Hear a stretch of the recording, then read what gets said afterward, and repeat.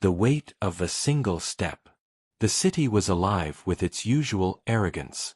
Skylines pierced the clouds, their spires clad in crystalline metal that caught the light of two suns.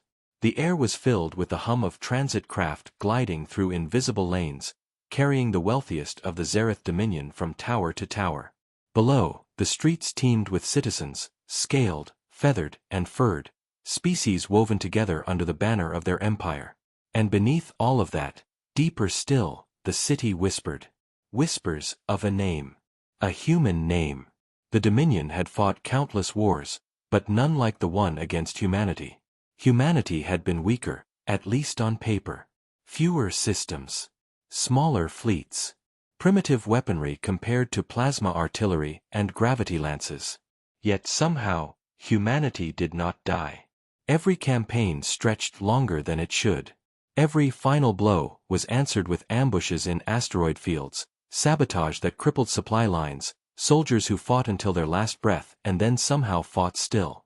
The Dominion had laughed, at first. They called humans stubborn vermin.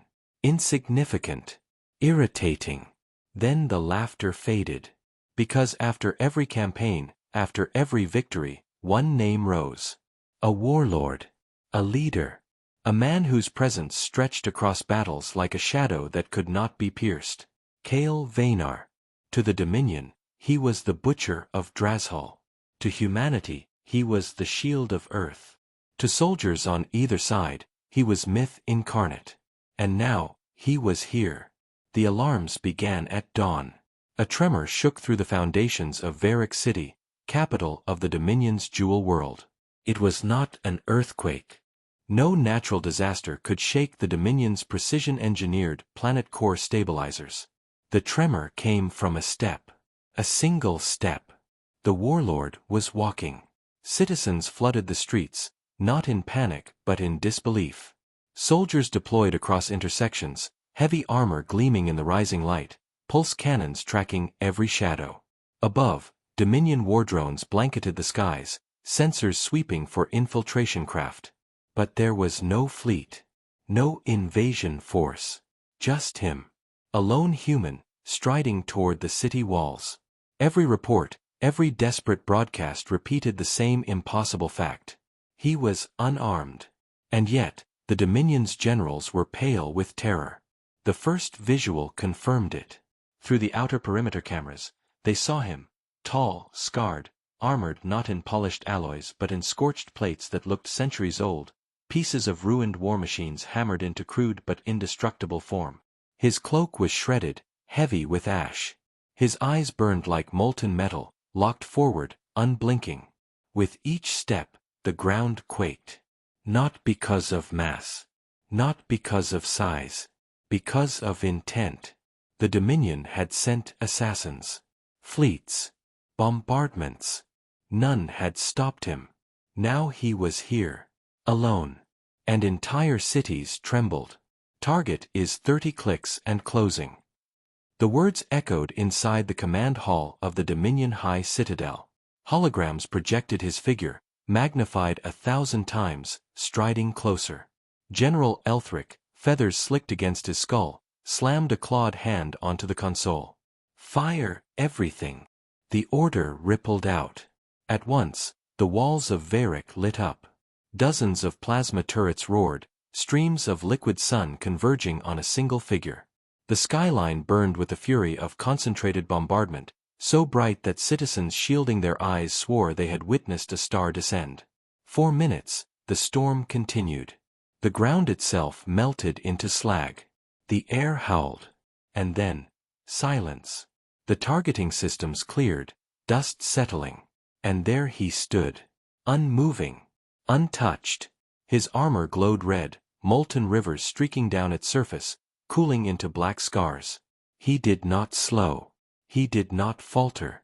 He walked on. Panic spread. The Dominion prided itself on absolute control. Their propaganda machine never allowed cracks. Yet now, across every holoscreen, civilians saw the same truth. Their weapons, their invincible machines of war, could not stop a single human. Whispers grew louder. He's coming. It's him. The Warlord. The city shook not from footsteps alone, but from fear. The generals tried heavier weapons. Graviton warheads. Rift cannons that tore spacetime into wounds. Aerial bombardments from war drones, each capable of leveling continents. The sky lit with apocalypse. But he walked through it all. Each weapon fired only once. Each drone descended into silence after its strike. Not because they had missed, no. Because their systems failed. Blackout. Corruption. Code unraveled. As if his very presence made machines forget how to function. 20 clicks. 15. 10. The city's core AI shrieked warnings, declaring anomalies it could not define. Citizens barricaded themselves inside crystal towers, whispering prayers to gods that had long since abandoned them. Children asked their parents why the sun dimmed when he drew near. And no one had answers. At 5 clicks, the Dominion unleashed their final defense, the Sky Shield. A dome of pure energy wrapped around the city, a barrier forged from a dying star's core. No fleet had ever pierced it. Entire coalitions had broken against its wall. The Warlord stopped. For the first time since he appeared, he halted. The city held its breath. And then, he lifted a hand. Not a weapon. Not a device. Just his hand. The barrier rippled. Screamed. And shattered like glass. The sound of it breaking rolled across the city like thunder. Windows exploded. Towers quaked. Citizens fell to their knees. The Dominion Council chamber plunged into chaos. Generals shouted, commanders wept, the Emperor himself whispered in disbelief.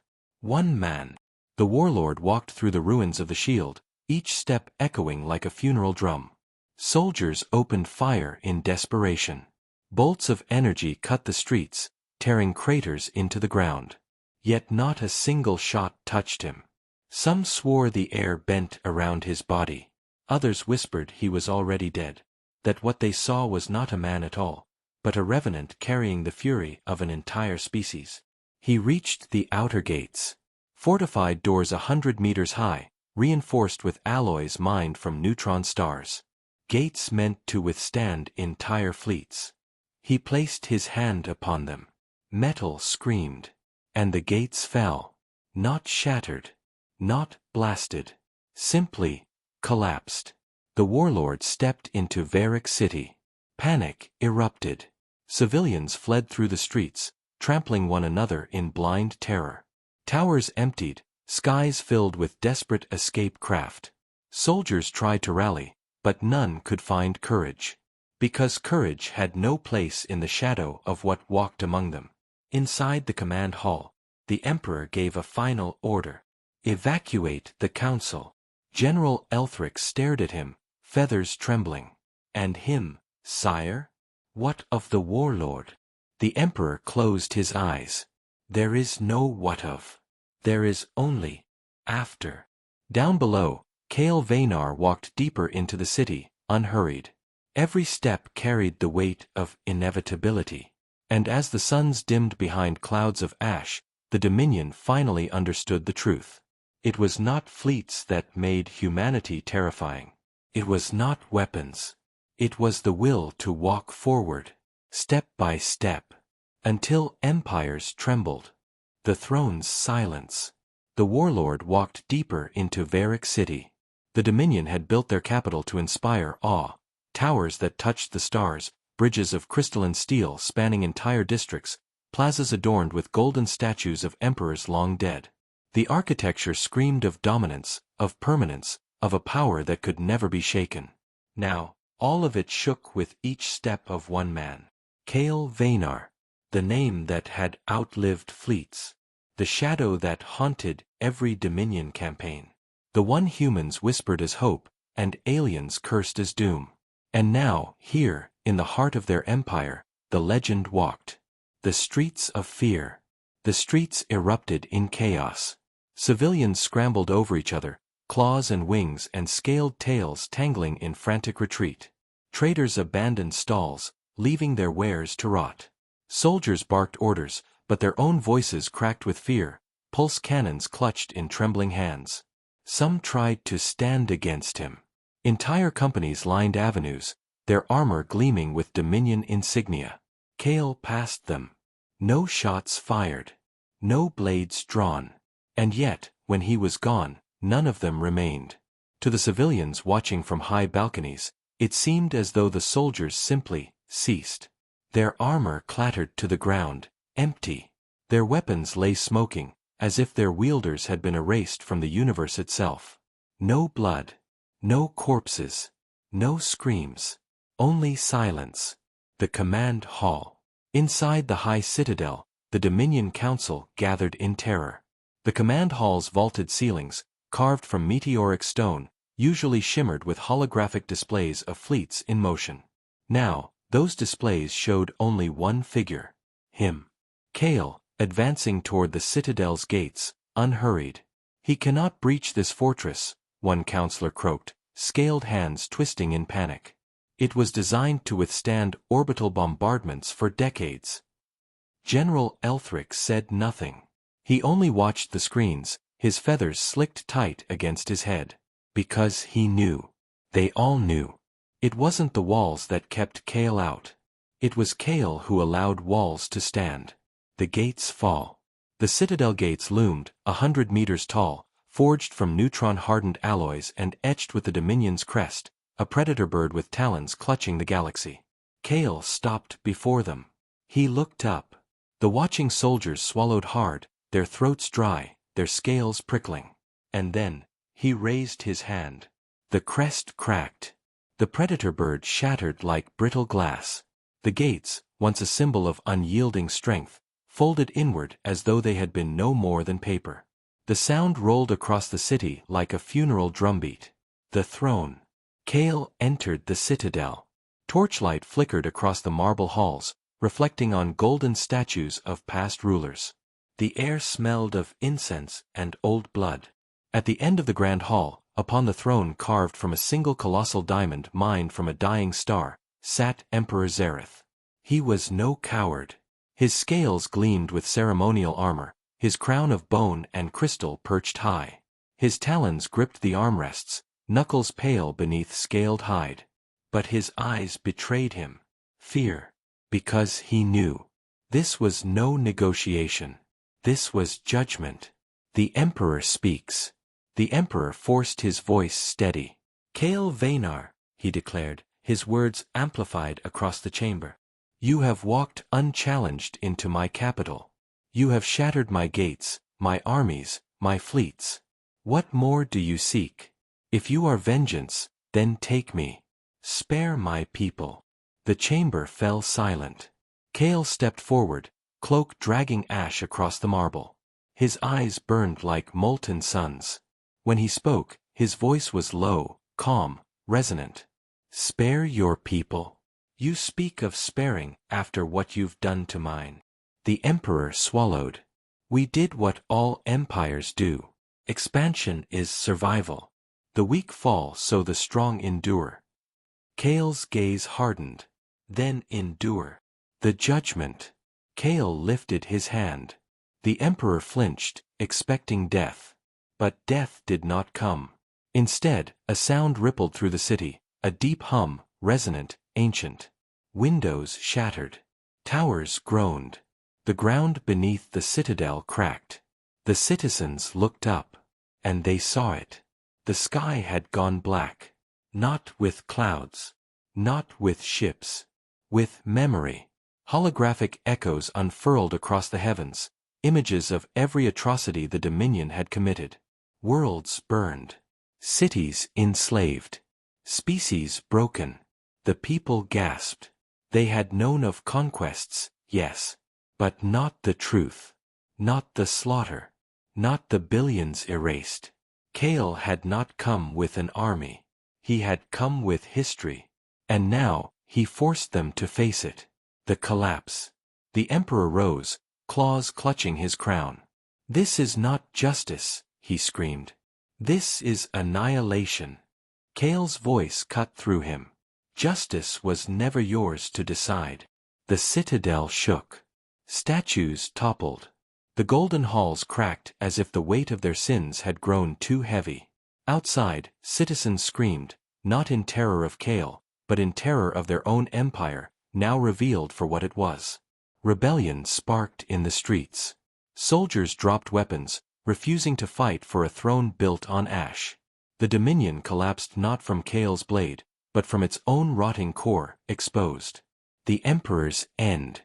The Emperor fell to his knees, crown clattering across the diamond floor. "What are you?" he whispered. Kale stepped closer, his shadow falling across the throne. "I am humanity's answer. The step you forced us to take. The weight you never believed we'd carry." The Emperor looked up, eyes wide with the terror of realization. Kale's hand closed into a fist. The diamond throne cracked. The citadel crumbled. And Emperor Zaratha's scream was swallowed by the sound of a city breaking. Silence. When the dust cleared, the throne was gone. The citadel was rubble. And Kale Vaynar stood alone in the ruins. The citizens, scattered and trembling, stared at him. Not with hatred. Not with defiance. With silence. Because they understood. This was not a conqueror. This was not a liberator. This was inevitability. The last step. Kale turned. He walked away. No armies followed. No fleets descended. No banners were raised. Just one man, walking. And with each step, the Dominion's empire, the greatest in the galaxy, crumbled in on itself, its lies devouring its foundations. Cities trembled. Worlds broke. Species scattered. Not because he willed it, but because they could no longer stand under the weight of his shadow. The terrifying ending. Generations later, children of the Dominion would still whisper it. The day one man walked into their capital. The day cities trembled. The day the empire ended, not with war, but with footsteps. And somewhere in the void, the Warlord walked still. Waiting. For the next empire foolish enough to believe humanity could be caged.